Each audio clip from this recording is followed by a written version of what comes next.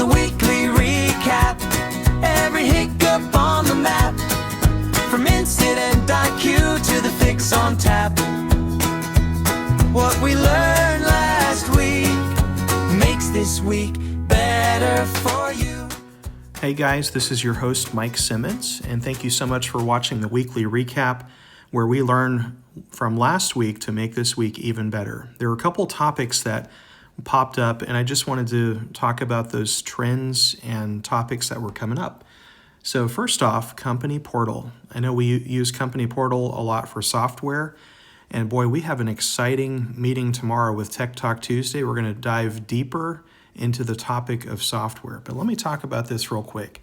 So Active Directory groups, some people have the A1 license, some people have the A3 license, but at the end of the day, we can get the software to the machine, to the people that need it, regardless of which license they have.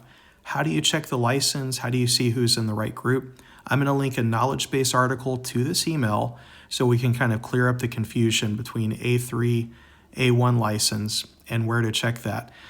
Go ahead and bookmark the site intra.microsoft.com.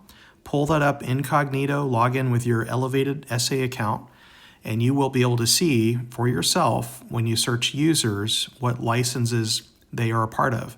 You can also check it in Rapid Identity whenever you log into me.forsythk12.org, incognito with your elevated account. Just wanted to give you a heads up there. The other thing is, speaking of Office license, sometimes you'll have an ETC. We noticed a trend where ETCs were sponsoring an account. So it might have the letter I for intern or C for contract in front of it, an I or C account, and they will sponsor it, and then they will send a ticket request to get the Office license. Because of that trend, we decided to automate things on the back end. So as soon as the ETC creates the sponsored account, what will happen is overnight, there's a synchronization that happens. So the very next day, automatically, they will have the Office license. It's actually really nice because now you don't have to wait on us to attach those licenses. But if an ETC is kind of wondering, hey, should I get this ticket up to sysadmin? Don't even worry about it. And you can also check yourself the licenses by heading over to intra.microsoft.com. And that way it kind of takes out any of the guesswork. Okay, the other thing I want to talk about is we need to get clarification around Chromebook billing. When do we do the shortcut and when to not do the shortcut? And we had a training last month. If you look in your Tech Tools folder, you'll see the Tech Talk Tuesday. There's a lot of T's. Tech Talk Tuesday, there's a folder and there's a whole training about Chromebooks. And I did touch on this topic, but I wanted to communicate it once again because we had a couple of questions pop up last week in our Site Tech support chat. So middle school and high school, anytime you replace a part, go ahead and do a shortcut to billing. Anytime there's a part on the ticket, shortcut to billing.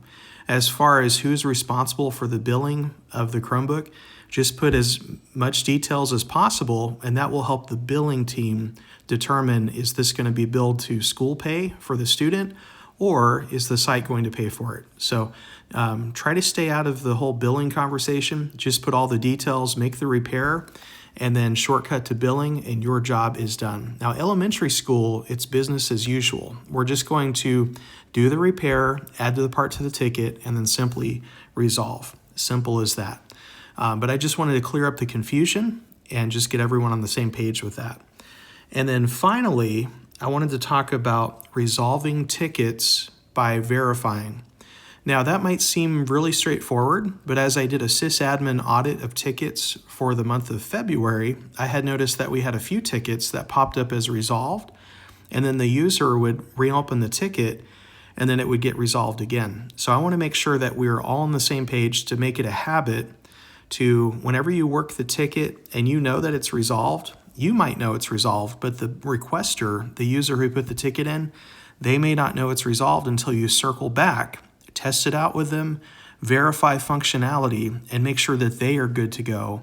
Because really, at the end of the day, the person who put the ticket in, that's your most important person to verify resolution with. Otherwise, they're just going to reopen tickets, and we don't want that to happen.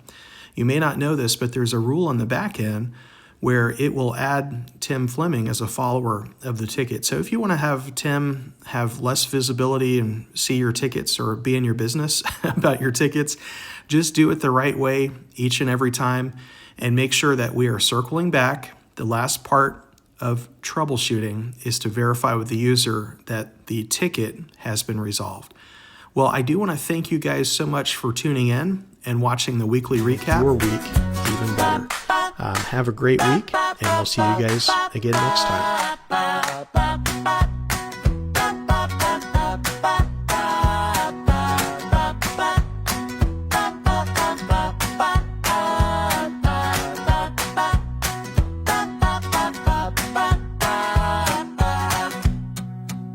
This is the weekly recap. Every hiccup on the map, from incident IQ to the fix on tap. What we learned last week makes this week better for you.